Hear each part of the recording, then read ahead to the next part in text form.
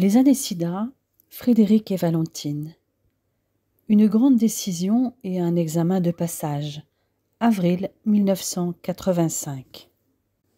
Le lundi matin, 1er avril, Frédéric retrouva son ami Olivier pour déjeuner au Self et lui demanda s'il avait passé une bonne nuit du samedi au dimanche.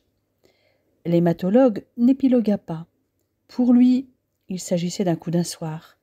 « Et toi, tu t'es lancé avec la belle Val ?»« Oui. »« Et ?»« Je n'ai jamais connu ça avant. »« C'est-à-dire ?»« Je suis sur un petit nuage depuis. »« C'est toujours aussi vague.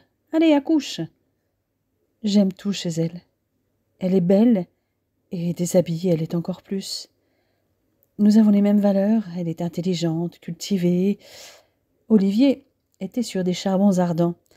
Son ami était vraiment trop énigmatique. C'était exaspérant. « Oui, oui, ça tu me l'as déjà dit. Je savais déjà tout ça. À part qu'à poil, elle est encore plus sublime. Justement, au niveau sexe. Je ne voudrais pas te rendre jaloux. Tu es énervant avec tes allusions. C'est une bombe. Pas seulement parce qu'elle est plus qu'attirante, mais elle me comble bien au-delà de ce que je pouvais attendre. Le coup du siècle, quoi. Et c'est pour ta pomme.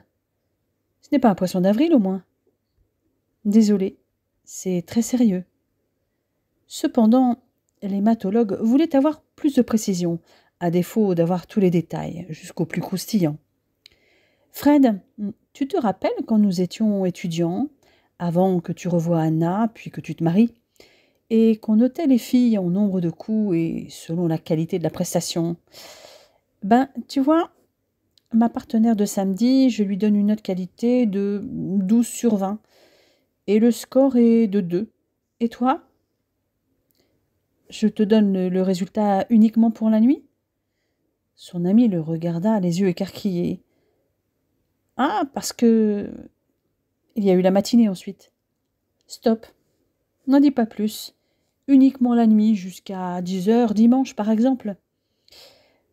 22 sur 20 et score 6. Hein? Eh bien, tu es un sacré vénard. Olivier ne trouva pas d'autre mot. Qui aurait cru que la sage Valentine puisse être une véritable bombe sexuelle? Car il connaissait bien son meilleur ami. Ils avaient eu pas mal d'aventures avant le mariage de Frédéric. Parfois avec les mêmes filles. À l'époque, Frédéric était la coqueluche des filles, et pas que pour sa beauté.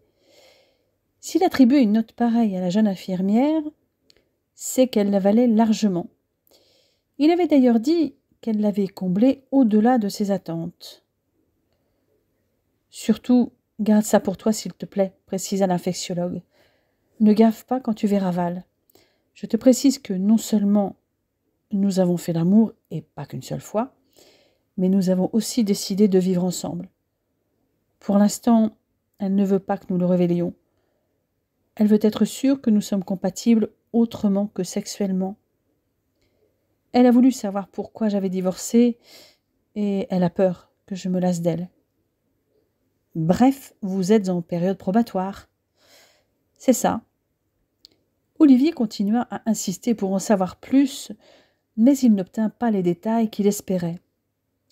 Une seule certitude, son ami nageait dans le bonheur avec une partenaire dont il était fou amoureux et avec laquelle la compatibilité était plus que certaine au plan sexuel. L'hématologue était ravi pour son ami, même si la jolie Val était à jamais perdue pour lui.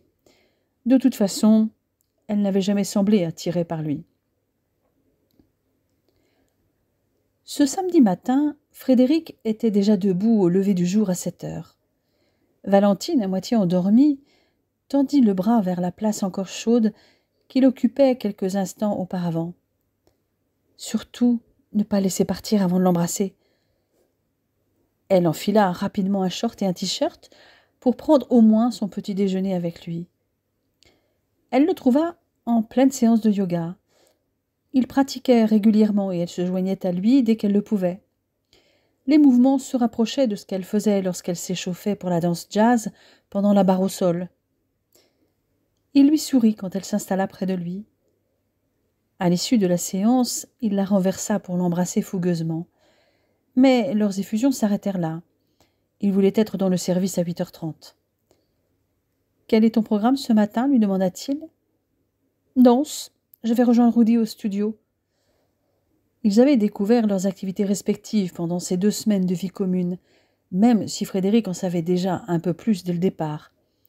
Pour lui, le yoga, vestige de ses années hippies, et pour Valentine, danse moderne jazz le jeudi et danse de salon le lundi, quand son planning le permettait. À cela s'ajoutait la permanence de l'association AIDS. « Je finis vers 13h, vous serez encore au studio ?»« Je pense. »« Alors je vais faire un saut pour vous voir danser. »« Et après, nous pourrions déjeuner tous les 3 ici » s'exclama-t-elle, enthousiasmée par cette annonce. « J'ai le temps de préparer quelque chose avant d'aller au studio. »« Si tu veux. En revanche, la soirée, nous ne la passons que tous les 2, insista-t-il. « Et comment ?»« Rien que nous 2, en amoureux, confirma-t-elle, en passant derrière lui pour l'enlacer et l'embrasser dans le cou. « Doucement, mademoiselle Tuillier. N'essayez pas de m'émoustiller au moment où je dois partir. Gardez vos distances. »« D'accord, mais seulement après un vrai baiser. » À 13h05, Frédéric pénétra dans l'école de danse, désertée à 7h. Il se laissa guider par la musique des Scorpions, Still Loving You. Il arriva au moment de l'introduction. Valentine dansait seule au début, puis Rudy vint la rejoindre. Le médecin, resté à l'entrée, les regardait subjugué par le duo en parfaite harmonie, les portées improbables, la souplesse et la technique de sa compagne. Le couple de danseurs terminait la chorégraphie en roulant l'un sur l'autre, presque bouche contre bouche. Si Rudy n'avait pas été gai, Frédéric en aurait sûrement conçu de la jalousie. Il applaudit et Valentine releva la tête, le sourire aux lèvres. Elle accourut vers lui pour lui sauter dans les bras. « Alors, verdict ?» lui demanda-t-elle. « Je n'y connais pas grand-chose, mais c'est magnifique. » « Ce compliment me va droit au cœur, docteur. Le spectacle de l'école de danse est fin juin. Nous avons encore le temps de fignoler notre duo. »« Rudy, tu déjeunes avec nous ?»« Merci pour l'invitation, mais j'ai un rendez-vous. Ce sera pour une autre fois, ma Valie. »« Rendez-vous pro ou perso ?» s'enquit la jeune femme. « Tu es bien curieuse. Alors c'est perso. Sois prudent surtout. »« Alles klar, Schatzi » répondit-il en l'embrassant sur chaque joue. « Bon après-midi, les amoureux. » Rudy s'éclipsa rapidement, laissant Valentine ranger la sono. « Eh bien, nous allons déguster mon ossobuco en tête-à-tête, déclara-t-elle en se blottissant contre Frédéric. « Moi, ça me va, répliqua-t-il d'un air ravi.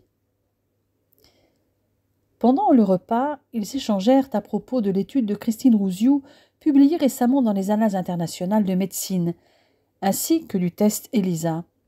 « Le problème, dit Frédéric, c'est que ce test présente des réactions non spécifiques entre antigènes et ELISA cellulaires. Il faut confirmer avec le Western blot. » En attendant, il n'est toujours pas validé en France, argua Valentine, alors que les Allemands, les Belges, les Suisses et les Scandinaves l'utilisent déjà. Je sais, et pourtant le temps presse. Les politiques semblent avoir du mal à mesurer l'étendue du problème. Il faudrait mettre en place le dépistage systématique le plus rapidement possible. Ce qui est tout aussi préoccupant, c'est l'impasse faite sur le problème de la contamination des lots sanguins au CNTS. Et on peut y ajouter la baisse de la qualité des dérivés sanguins et le retard dans l'utilisation des produits chauffés. Le rapport de Brunet a clairement conclu la contamination des patients transfusés. Valentine avança les lèvres dans une moue dubitative et resta plongée dans sa réflexion quelques secondes. J'ai comme l'impression que tout ça va avoir des conséquences dramatiques et que ça va barder sous peu pour le CNTS et ceux qui le dirigent. Possible. Bon, stop, dit soudain Valentine. Arrêtons de parler travail. Ok. Que proposes-tu pour cet après-midi demanda Frédéric en effleurant son visage d'un doigt. Eh bien, comme il pleut, aller se balader n'a rien d'agréable. Ciné, si tu veux. Mouais. Depuis Out of Africa, le dernier film que nous avons vu ensemble, je n'ai rien vu à l'affiche de très intéressant, à part peut-être Subway. En fait, je n'ai pas trop envie d'aller m'enfermer dans une salle obscure. Pourquoi pas une sieste crapuleuse? D'accord. Mais je prends une douche avant, car avec la danse, j'ai beaucoup transpiré. Et pourquoi pas un bain tous les deux? Mais c'est que vous êtes très coquin, docteur Ashray, s'exclama Valentine avec un sourire malicieux. Je prépare tout ce qu'il faut. Pendant que la baignoire se remplissait, Frédéric remplit le lave-vaisselle et elle rangea la cuisine, faisant des allers-retours vers la salle de bain pour surveiller le niveau d'eau. Finalement, c'est Frédéric qui l'attendit, installé dans la baignoire de tout son long, les yeux clos. Valentine avait disposé des bougies parfumées pour une ambiance tamisée. Avant de le rejoindre, elle mit en route la cassette qu'elle avait glissée dans le lecteur, avant de se lancer dans un striptease sur « Je t'aime moi non plus ». Tu peux dire que je suis coquin, Valentine Tuillier. Ça n'a pas l'air de te déplaire. J'attends la suite. Il ne fut pas déçu du petit jeu qu'elle lui proposa, comme se masser mutuellement avec leurs mains savonneuses, tout en s'embrassant dans le cou et en titillant leurs endroits sensibles. La chanson « Love to Love You Baby » de Donna Summer s'avéra tout aussi aphrodisiaque que le reste.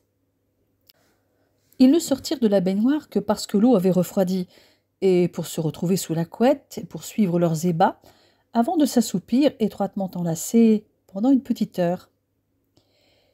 Ils émergèrent vers 16h30.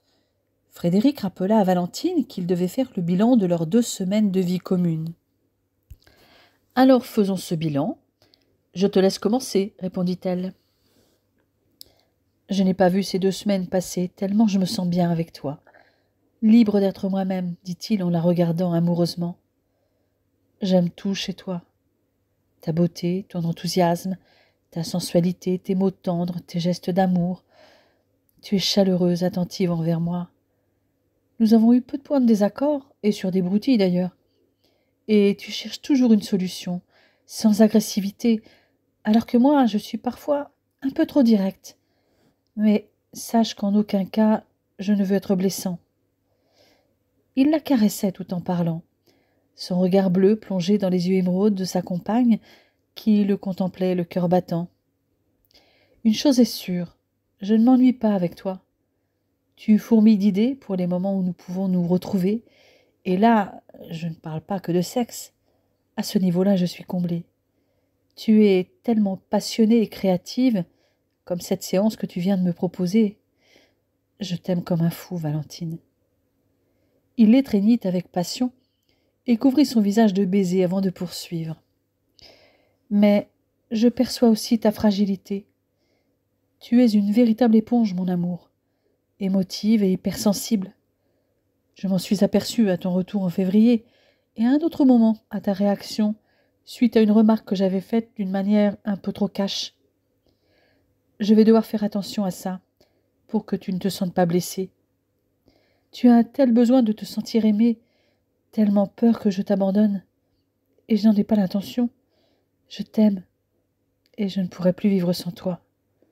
Tu illumines ma vie. » Valentine avait les larmes aux yeux suite aux aveux de son amant. Il la serra encore un peu plus en ses bras, avant d'ajouter « J'allais oublier. Tu es bien sûr une excellente infirmière, mais tes compétences ne s'arrêtent pas là.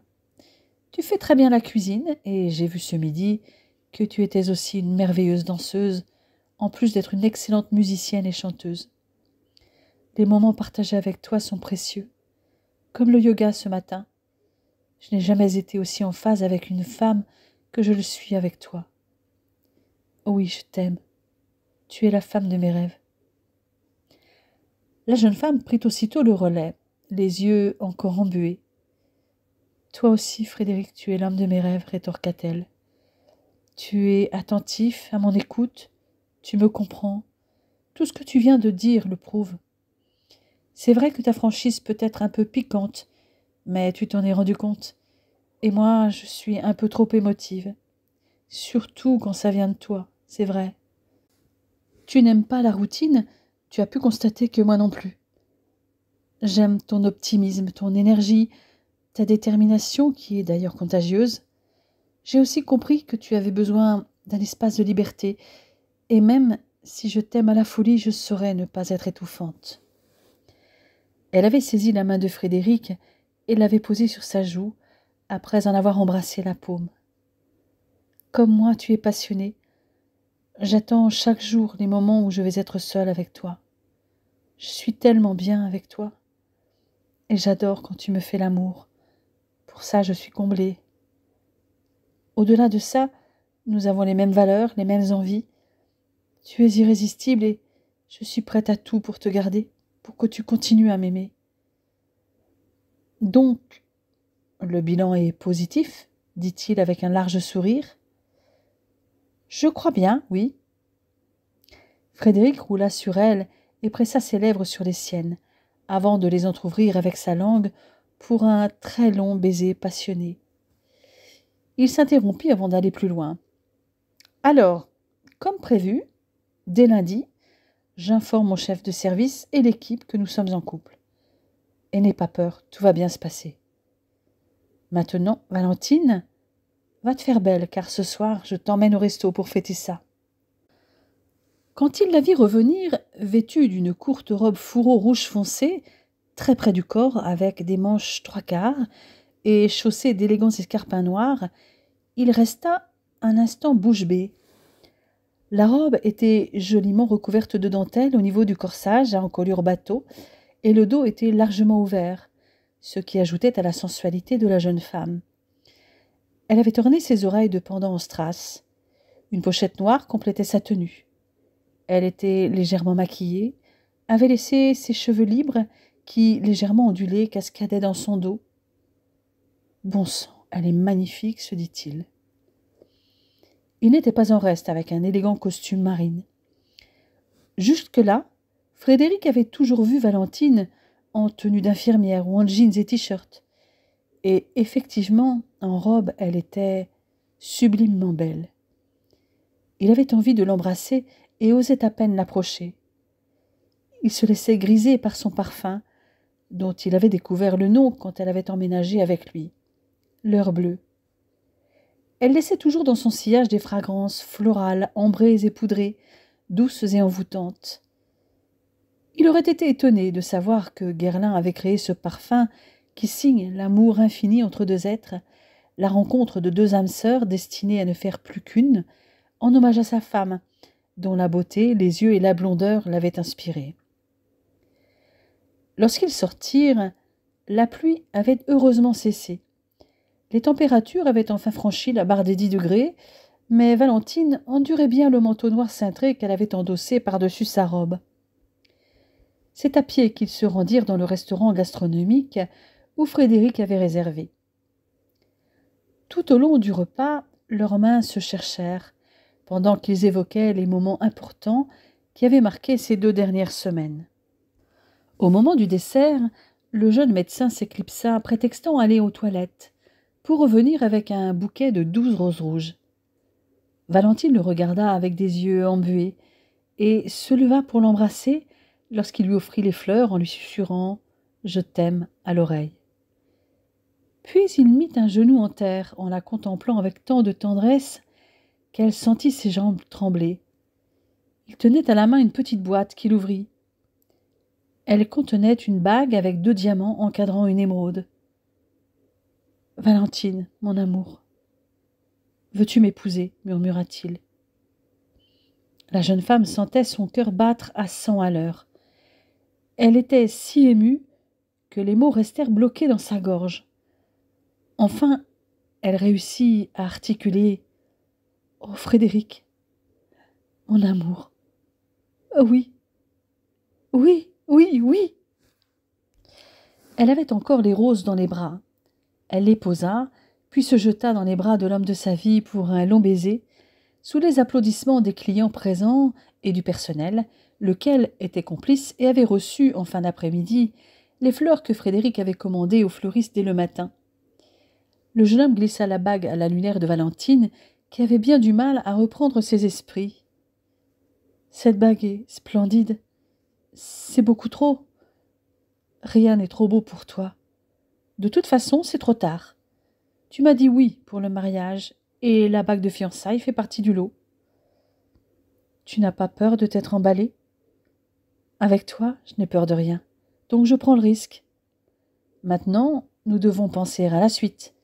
Date et lieu du mariage, témoins, et prévenir nos parents respectifs peut-être?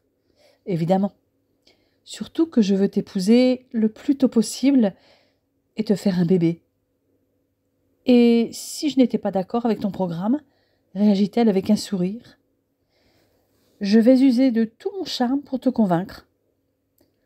En disant ces paroles, il fixa sur elle ses yeux si intensément bleus, comme s'il voulait l'hypnotiser. Il savait pertinemment que ce regard la faisait fondre. Inutile, je suis d'accord. Mais qu'est-ce que tu entends par le plus tôt possible? En juin, par exemple? Ah oui, quand même. Ceci dit, il s'agira d'un mariage civil, puisque tu es divorcée, donc c'est réalisable, admit-elle. Elle avait de nouveau entrecroisé ses doigts avec ceux de son futur mari qui, lui, la contemplait avec tant d'amour qu'elle sentit une onde de chaleur la traverser de part en part. « Si tu le souhaites, dit-il, nous pouvons aussi nous marier à l'église. Puisque j'ai beau être divorcée, pour l'église catholique, je n'ai jamais été mariée. Anna est de confession juive, et le mariage mixte n'est pas admis, donc la plupart des rabbins le refusent. Ça a été le cas pour nous, aux grandes dames de mon ex-belle-mère. Et je n'ai rien fait pour. Je n'avais pas envie de me convertir au judaïsme. Tu sais, je peux me contenter du mariage civil. C'est surtout ma mère qui risque d'insister. Elle ne sera pas la seule, la mienne aussi. Ma précédente union enchantait mon père, mais pas ma mère. Elle n'appréciait pas vraiment sa première belle-fille, trop imbue d'elle-même selon elle. Ceci dit, elle n'avait pas tort. Ça ne me rassure pas vraiment pour mes futures relations avec tes parents. Frédéric constata que malgré son ton enjoué, Valentine semblait inquiète. Sa pâleur en était la preuve et elle avait accentué la pression de sa main sur celle de son compagnon. Quand ils te rencontreront, ils seront sous ton charme. Et ma mère t'est d'ores et déjà acquise. Victoire a déjà plaidé ta cause, photo à l'appui. Des photos? Comment ça? Tu oublies Val d'Isère? Nous avons passé un après-midi à skier tous ensemble. Puis ton anniversaire le soir, sans compter le reste de la semaine après mon départ. Bref, si tu veux te marier à l'église, c'est possible. Elle se détendit un peu. La mère de Frédéric était favorable, c'était déjà ça. Quant à se marier à l'église, c'était vraiment secondaire. Vivre auprès de l'homme de sa vie lui suffisait. J'ai peur que ce délai soit un peu court d'ici juin, car il faut prendre en compte la disponibilité du prêtre et la préparation. Nous allons nous en occuper rapidement. Il faut tenter. Sinon, nous nous marierons une seconde fois, plus tard, à l'église. Valentine darda son regard émeraude sur lui. Elle aimait sa détermination. En fait, elle aimait tout chez lui. Parfois, elle avait du mal à croire à sa chance. Il était si beau, si tendre. « Quand tu veux quelque chose, tu as réponse à tout, dit-elle en riant. « Oui, et je te veux, toi, insista-t-il en la regardant avec tant d'amour qu'elle faillit se mettre à pleurer. Moi aussi, je te veux, toi. Ils restèrent un long moment les yeux dans les yeux. Ils n'avaient pas besoin des mots pour se dire leur amour. Toutefois, Frédéric rompit le silence pour faire le point. Donc, 1. Prévenir nos parents. 2. Prévenir nos témoins et regrouper les documents nécessaires.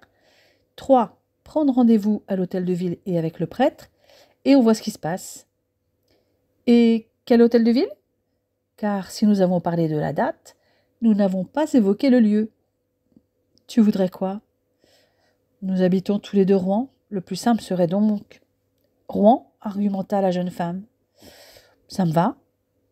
Tu es vraiment déterminée. Et je suppose que tu me fais un bébé dans le même temps, dit Valentine en riant. Exact, répondit Frédéric du tac au tac. Ok, docteur. Ma plaquette se termine dans 2 jours. Je ne reprends pas la pilule après. Frédéric resta muet quelques secondes. Il ne s'attendait pas à ce qu'elle cède aussi vite à son projet de bébé. Au final, tu en as autant envie que moi, future Madame Hacheret. Oui, un enfant de toi, rien ne peut me faire plus plaisir. Valentine, tu en es sûre? C'est vrai que j'ai très envie d'avoir un enfant depuis que je suis avec toi. Mais toi, tu en as vraiment envie ou c'est pour me faire plaisir à moi? En toute sincérité, les deux. J'ai toujours envisagé avoir des enfants. 2, si tu veux savoir. J'ai 27 ans. Il est temps. D'autant que j'ai trouvé l'homme de ma vie et le père idéal. Le futur père en question sembla rassuré. Valentine poursuivit donc.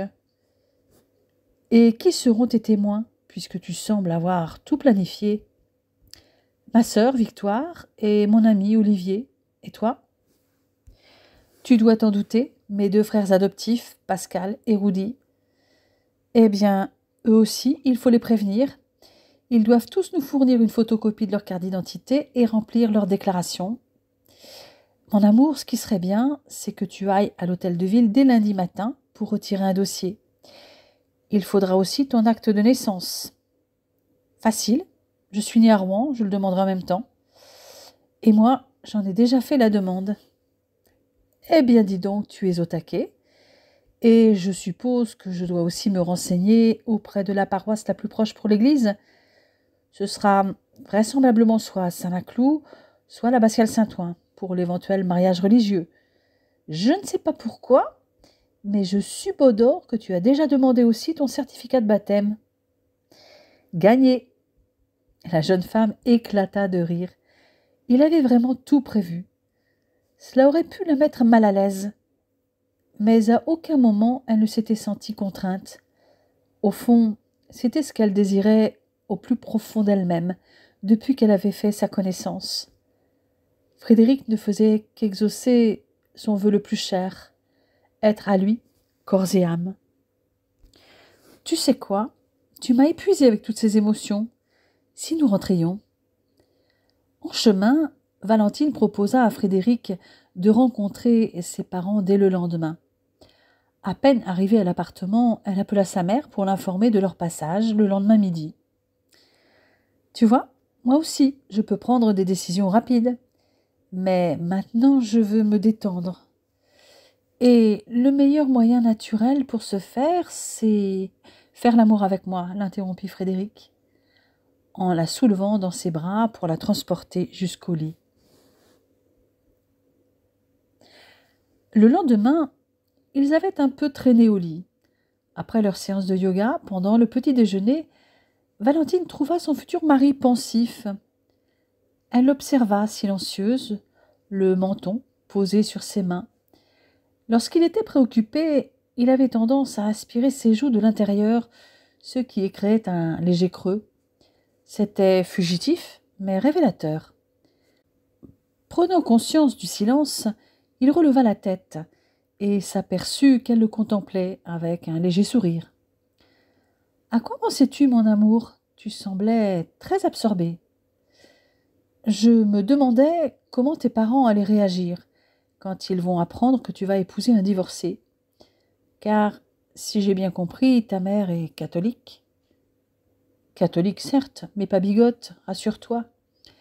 Elle ne peut être que séduite, comme je l'ai été, par ta tête de beau gosse, tes magnifiques yeux bleus et ton sourire ravageur, mais surtout par ta personnalité. Mes parents sont des gens simples. Ma mère est très spontanée. Quant à mon père, il a aussi son franc-parler, et il peut paraître un peu bourru, mais ce n'est qu'une apparence.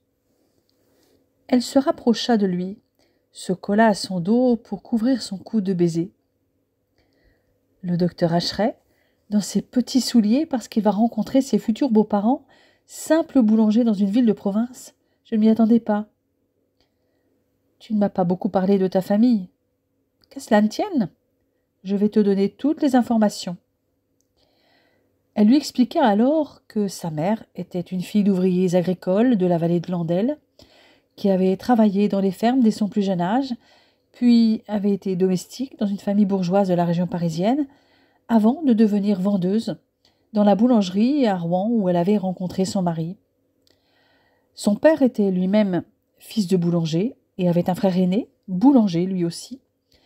Il avait été ouvrier boulanger ailleurs que dans la boulangerie paternelle, car il s'était brouillé avec son géniteur pendant un certain temps, après le remariage de celui-ci en 1952. Disons que mon père s'était surtout disputé avec sa belle-mère, lui envoyant même un plat de frites à la figure, dit la jeune femme en pouffant de rire. Ma grand-mère paternelle, à laquelle je ressemble, paraît-il, était décédée depuis 1939. Mes parents se sont mariés en 1957 et je suis arrivée l'année suivante. En 1963, mes parents ont acheté un fonds dans le Pas-de-Calais. J'ai donc vécu là-bas jusqu'en 1969. La fermeture des mines a plongé la région dans une situation difficile et mes parents ont décidé de vendre et sont revenus à Rouen. Ils ont acheté la boulangerie de la rue Verte en 1970 et y sont toujours. Inutile de te dire que lorsque je suis revenue à Rouen, mes camarades de classe me regardaient d'un drôle d'air, car je parlais avec l'accent ch'ti.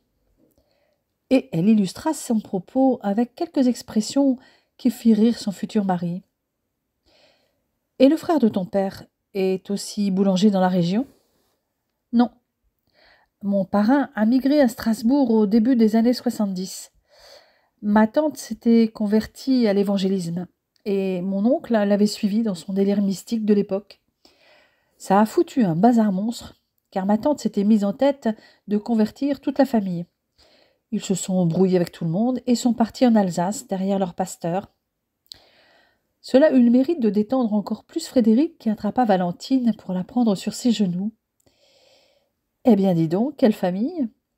Tout s'est arrangé depuis. Le prosélytisme n'est plus à l'ordre du jour. Fini l'époque où la télé était un instrument du diable, où les filles n'avaient pas le droit d'avoir les cheveux courts ou de porter un pantalon et tutti quanti. Et mon parrain est un amour. Tu as d'autres cousins, à part Pascal? Mon parrain a 2 filles, Christine, qui a 2 ans de moins que moi, et Caroline, née en 61. Toutes les 2 sont mariées à des Alsaciens. Caro, qui est celle avec laquelle je m'entends comme larron en foire, a épousé le demi-frère du mari de sa sœur aînée. Chris est parti il y a 3 ans à La Réunion avec son mari. Et Pascal?